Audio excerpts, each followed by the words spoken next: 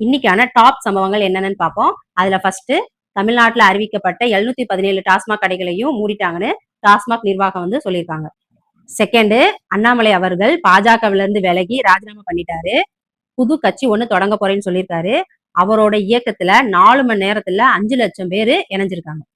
Third, KN Nehru அவர்கள் வந்து நகராட்சி நிர்வாகத்துறையில 2538 பணியிடங்களை நிரப்ப 634 கோடி லஞ்சம் வாங்கினதா அவர் மேல புகார் வந்ததை அடுத்து அவர் மேல வழக்கு பதிவு போட்டிருக்காங்க. 4வது, தனியார் பள்ளிகள் வந்து லேட்டா வர்ற மாணவர்களை வகுப்பறைக்கு வெளியவோ இல்ல வீட்டுக்கோ அனுப்பக்கூடாதுன்னு பள்ளிக்கல்வித்துறை சொல்லியிருக்காங்க. அப்படி பண்ணுனா அவங்க மேல நடவடிக்கை எடுக்கப்படும் சொல்லியிருக்காங்க.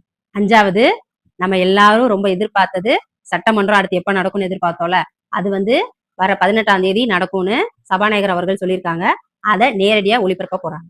6வது, தனியார் பள்ளிகள் வந்து கல்வி கட்டணத்தை வெளிப்படையா சொல்லணும்னு தமிழ்நாடு அரசு சொல்லியிருந்தாங்க. அதை எதிர்த்து தனியார் கல்வி நிறுவனங்கள் சங்கம் வந்து சென்னை உயர் நீதிமன்றத்துல வந்து வழக்கு போட்டிருந்தாங்க. சென்னை உயர் நீதிமன்றம் வந்து கல்வி கட்டணத்தை வெளிப்படையா சொல்லலாம், அது வந்து ஒன்னும் கருப்பு பணம் கிடையாது அப்படின்னு சொல்லி தீர்ப்பு சொல்லியிருந்தாங்க. 7வது, முதலமைச்சர் விஜய் சார் முஸ்லீம் லீக் கட்சியோட ஃபவுண்டர் காயிதே மில்லத்தோட 131வது பிறந்த நாளான இன்னைக்கு அவரோட நினைவிடத்துல போய் அவருக்கு மரியாதை செலுத்தியிருந்தாரு. அதுல ஸ்பெஷல் வந்து என்னன்னா, விஜய் சார் வந்து அவரோட நினைவிடத்துக்கு செருப்பு போடாம போயிருப்பாரு. அதுதான் இன்னைக்கோட ட்ரெண்டிங்கா இருந்தது.